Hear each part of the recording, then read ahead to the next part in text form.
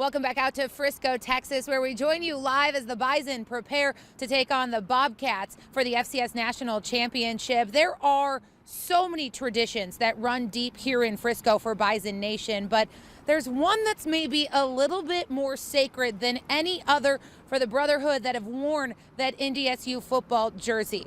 Every year that they make it to Frisco, the alumni and the current players join each other on the practice field here in Frisco on Friday to join together for one last memory before that kickoff on Saturday.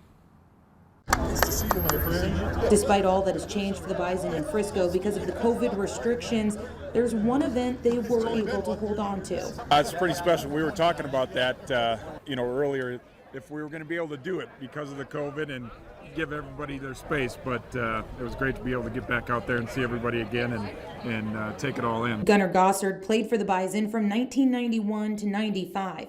A defensive end for Code Green, he's made the previous 8 trips to Frisco, and he said he wasn't going to miss this one. And I sent a text out when they to the group when they won it, and I said, how special is it? I remember the first one where we said, okay, we got to go because we don't know we're going to be back, and here we are, at the 9th one, and it's been amazing.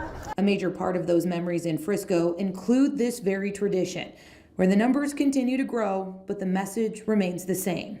The message is similar, right? It's the foundation that was built, from the beginning to where it is now, and to just see those building blocks continue, and and how Bison Bride and the brotherhood of everybody being together, and one of the comments was that you walk off and be brothers forever, with the championships, and that was really the focus of the whole group and what it has been consistently through the 9 years. It's always so much fun to see all of those alumni, especially when those guys who are 1-2 years removed start to be able to make their first trip here to Frisco. Now, there's one former Bison who got to make the trip and see some former teammates that he hasn't seen in a long time, and that was, of course, Montana State head coach Brent Vigen, joining in seeing some of his former teammates there as he left the practice field with the Bobcats. And, there's been plenty of discussion about what different things Coach Vigen has taken with him to get the Bobcats here to Frisco for the first time in so long. And one of the traditions I can tell you he definitely carried with him was this very alumni event. As the Bobcats wrapped up their final practice today here in Frisco, they too were joined by their former players for a special moment on that practice field. You can tell how much this means, something that obviously Coach Vigen remembers fondly from his time with the Bison as well.